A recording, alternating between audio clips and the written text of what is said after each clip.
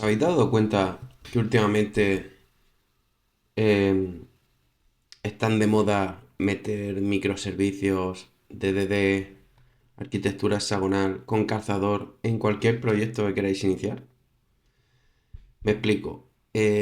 Ha llegado un punto en el que siempre veo que, por más simple que sea un proyecto, tiene que usar un microservicio de tal con el otro, porque al día de mañana, cuando a lo mejor no es realmente necesario. Muy buenas, soy Alejandro. Hoy te traigo una pequeña charla, opinión sobre este tema que me gustaría compartir. Y ojo, quiero dejar claro que estas técnicas o arquitecturas no son malas, ni mucho menos, pero hay que saber cuándo aplicarlas y dependiendo del proyecto. También tener en cuenta su curva de aprendizaje, tener en cuenta si merece la pena o no, dependiendo de los requisitos del proyecto o su dificultad. Actualmente, según mi opinión, mi criterio, se vive una época en la que cuanto más complejo es un sistema, mejor va a ser. ¿Qué quiere decir esto? Que hay aplicaciones muy sencillas que en sus inicios requieren, por temas de tiempo, para poder sacar un producto al mercado, requieren de arquitecturas más sencillas y con el tiempo se irán refactorizando. ¿Vale? O sea, os aplicará un DD, un hexagonal, un microservicio, dependiendo de lo que sea. O incluso que siga con el mismo monolito, aplicando ciertas cosas, dependiendo del proyecto, obviamente. Pero actualmente, si un proyecto no tiene lo típico del DDD con hexagonal, que luego a lo mejor tenemos que meter microservicios, event sourcing, etcétera, etcétera, etcétera, quiere decir que ese proyecto no vale. O sea, yo personalmente estoy un poco cansado de que se denosten ciertas arquitecturas, tipo el MVC clásico, tipo el monolito y luego hacer monolito modular, dependiendo de lo que sea. Con esto no estoy diciendo ni que una sea mejor frente a la otra, ni mucho menos, simplemente que se ha llegado a una cultura en que cuanto más complejo, mejor. Y hay veces que cuando tú inicias un proyecto, sí que ese proyecto va a ser a futuro, hay que aplicar un DD desde el principio. Bien, ¿por qué? Porque sabes que, por ejemplo, imaginemos que es una aplicación muy tocha para el Estado, desde un primer momento tú planificas una arquitectura DDD hexagonal, un monolito, digamos. Tú sabes que eso a futuro va a escalar y que tienes que hacerlo desde el principio, pero hay otras en las que tú imagínate, tienes una pequeña startup, empiezas, no sé, un software que se venda a los bares, ¿vale? Para la carta. Algo muy trillado, pero para que nos hagamos una idea. Tú al principio tú no vas a vender o no pretendes hacer un sistema con 5 microservicios que se comuniquen por colas, otros por llamada REST y etcétera, etcétera. Simplemente sacas a lo mejor un MVC sencillo para ver qué impacto tiene eso. Si ves que a futuro eso tiene, digamos, puede cosechar resultados, obviamente mejorará esa arquitectura, pero para algo rápido y ver cómo se testea, cómo funciona en algo que estás empezando, no creo que haga falta meter estas arquitecturas con calzador como se quiere hoy en día. Y eso lo podemos aplicar a casi cualquier proyecto actualmente. Mirad qué proyecto lo he hecho con DD. ¿Es necesario?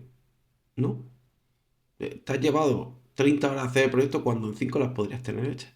Simplemente por la sobreingeniería o en la opinión de que cuanto más complejo es más elegante, es súper mejor, cuando en realidad no hace falta.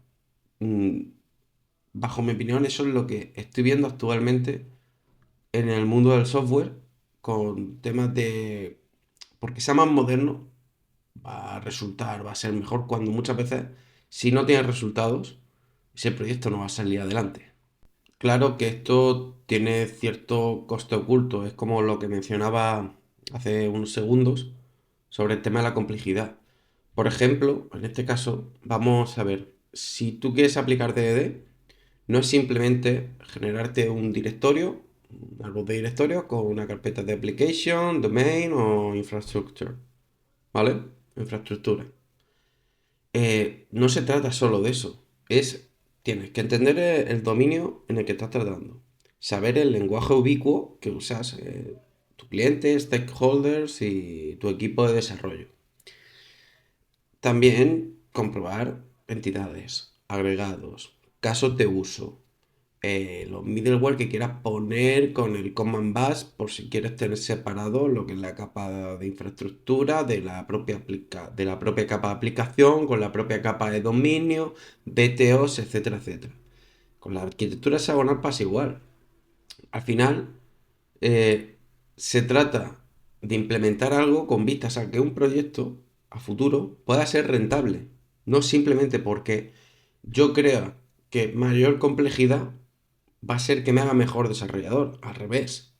Yo considero que si esa complejidad está justificada, es necesaria, porque el proyecto a futuro se ve que va a tener impacto o es grande o sabemos que el cliente lo quiere de dicha forma, porque internamente, imaginemos lo que sea la Administración General del Estado, es distinto. Ahora, lo que podemos ver en el caso de Hexagonal, pues imaginemos un montonazo de interfaces, o sea, complicamos una arquitectura que podría ser básicamente lo que he comentado antes, un MVC, monolito modular, como quieras llamarlo, ¿vale? En el que te haces tan complicación que a la hora de intentar generar test unitarios, test de integración, test end-to-end, de regresión por ver cambios, etcétera, etcétera. Al final llega el momento en el que el equipo no sabe literalmente, por así decirlo, cómo testear eso al ser tan complejo. O sea, lo que lleva a que cada feature que quieras sacar, cada característica nueva, sea horrible. ¿Por qué? Porque en un sistema muy sencillo has hecho una cosa tan compleja que si una tarea te llevase, digamos, una hora, pues a lo mejor ahora te lleva 8 por esa complejidad innecesaria para el proyecto en ese caso. Insisto que no digo que sea mala práctica, pero dependiendo del proyecto es lo que quiero dejar totalmente claro. Al final esto altera la velocidad, el tema del desarrollo hace que esto del entorno Agile que tenemos hoy en día no se cumpla en este caso, sino que perdamos tiempo, dinero, esfuerzo en mantener una arquitectura que en un caso en concreto a lo mejor no tiene sentido alguno. En este apartado viene la que más me gusta, la técnica que se mete con calzador casi en cualquier proyecto hoy en día. Menos mal que parece que la tendencia va un poco disminuyendo, por así decirlo, que son los microservicios. Tenemos un monolito, el cual funciona bien, tiene el tráfico que tiene y no hace falta escalarlo.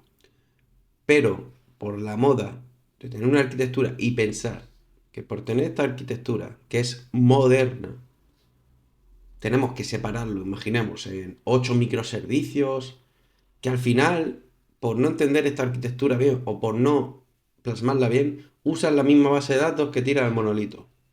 Se despliegan en vez de manera independiente, de manera conjunta.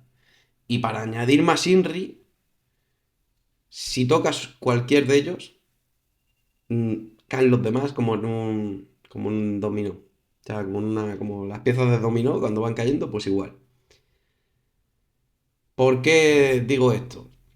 Los microservicios hay que meterlos o, digamos, diseñarlos cuando vemos que un sistema no puede más, cuando tiene un alto volumen de tráfico, el cual tenemos que ir separando partes que tienen mayor volumen. ¿Para qué? Para no saturar ese monolito.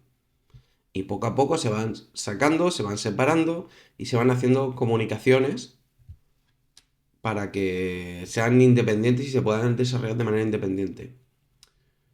Es lo que yo pensaría si tuviese que hacer algún análisis de separar un monolito en micros, por ejemplo. Imaginemos un software que tiene todo el tema de lo del comercio, pues separa un microservicio para artículos, otro para stock, yo que sé, otro para las fotos de X artículos, me lo estoy inventando, pero sería una cosa así. Al final habría que separar los bases de datos distintas, que tengan cierta correlación, que los datos se puedan ir actualizando a través, por ejemplo, usando Event Sourcing o cualquier otra cosa. Pero que se puedan ir separando de manera independiente sin afectar en su momento al monolito que se está manteniendo en producción. ¿Qué pasa? Que esto pues es un enfoque un poco tonto, pero un enfoque realista en el que tú sabes que aquí tienes que pivotar y tienes que ir cambiando la estrategia y va a ir poco a poco haciendo esa arquitectura. Ahora mismo pues sería de coger directamente el monolito, meterlo ahí a pelo en microservicios. Al final eso no es un microservicio, son monolitos distribuidos, digámoslo. Otro problema que veo es, por ejemplo, que pensemos que por aplicar DDD, por aplicar hexagonal, por aplicar microservicios, por, yo qué sé, tío, hacer la hora que está tan de moda, hacer un SaaS y tal, somos programadores senior. Eso es lo que se piensa actualmente, o lo que realmente te hace senior, por así decirlo, y no debería de ser. O sea, si tú ves que ese sistema, si tiene poco tráfico y con el monolito te va genial, ¿para qué te vas a complicar? Vas a meter un microservicio, por ejemplo. No tiene ningún sentido el mundo.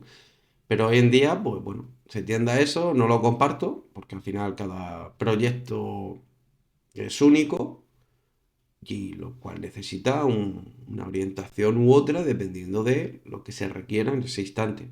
Que luego a futuro se necesita variar el rumbo, se variará, pero no puedes suponer que un proyecto siempre va a ser estático con la misma arquitectura o intentar meterlo con cazador cuando no es necesario para... Te puedes preguntar por qué ocurre esto, o sea, ya he mencionado varias razones, pero una es principalmente el ego técnico. Si uso las nuevas tecnologías, si uso siempre Solid, si uso siempre DD, si uso siempre microservicios, tío, yo me siento que soy mejor desarrollador. Que le gano o soy 20 veces mejor que uno que hace monolito. Claro, esto no tiene por qué ser así, obviamente. En algunos casos podrá ser mejor, en otros no. Pero una de las razones que yo veo es eso. También el seguir una moda que no entiendes o no... Ahora se usa de moda el DD. Ahora se usa de moda el Event Sourcing. Vamos a meter eso a calzador. Primer problema que tengamos, vamos, cuando a lo mejor una llamada de res te lo resuelve. Pero bueno, esto es lo que tenemos hoy en día. Y, y también otra cosa a resaltar sería lo de programar de forma correcta, que se lleva hoy en día en casi todos los cursos que van saliendo. Aprende a usar Solid, aprende a meter DDD en cualquier proyecto, aprende CQRS, que es la solución a todos tus males. Es increíble, o sea, es como el tema de los bootcamps, de enseñar en 3 meses, eres un experto full stack. En cualquier sitio te van a contratar. Algo así en ese sentido. Es como intentar usar un martillo para clavar una paja de estas de plástico que no tiene sentido, macho. De verdad. Y que se piensa que en casi cualquier proyecto se necesita una gran arquitectura cuando no hace falta. O en proyectos pequeños, simplemente con hacer 4 tonterías en un CRUD te sobra. Y le metes ahí una complejidad que sinceramente no le veo sentido. Y hay muchas modas hoy en día que hace que nuestro trabajo muchas veces se vuelva peor, tedioso y ya caemos con un burnout, tío, que dices tú que quieres salir del proyecto corriendo. Porque ves que eso cada día te va quemando y cada día se hace mucho más complejo mantenerlo. Concluir el vídeo. Mi consejo, mi opinión es simple al final. Diseña tu arquitectura, por muy simple que sea, para el proyecto en concreto. No te bases en modas o creer que porque uses una arquitectura simple, sin que tenga eventos, CQRS, 20 capas o cosas así, creas que vas a ser peor desarrollador, ingeniero del software, etcétera. No. O sea, te ajustas a lo que te piden o a lo que, digamos, te ajustas a lo que se pide en ese momento, en ese contexto apropiado y ya está. No hace falta complejizar las cosas. Recuerda al final que una arquitectura bien diseñada no quiere decir seguir siempre el mismo patrón en todos los proyectos, sino adaptarse a las circunstancias de cada proyecto y dependiendo de las necesidades de cada uno. Poco más. Me gustaría saber qué opinas. ¿Has tenido que lidiar con estas arquitecturas, digamos, que se han complejizado de una manera exponencial? ¿Quieres cambiar de proyecto por este tema?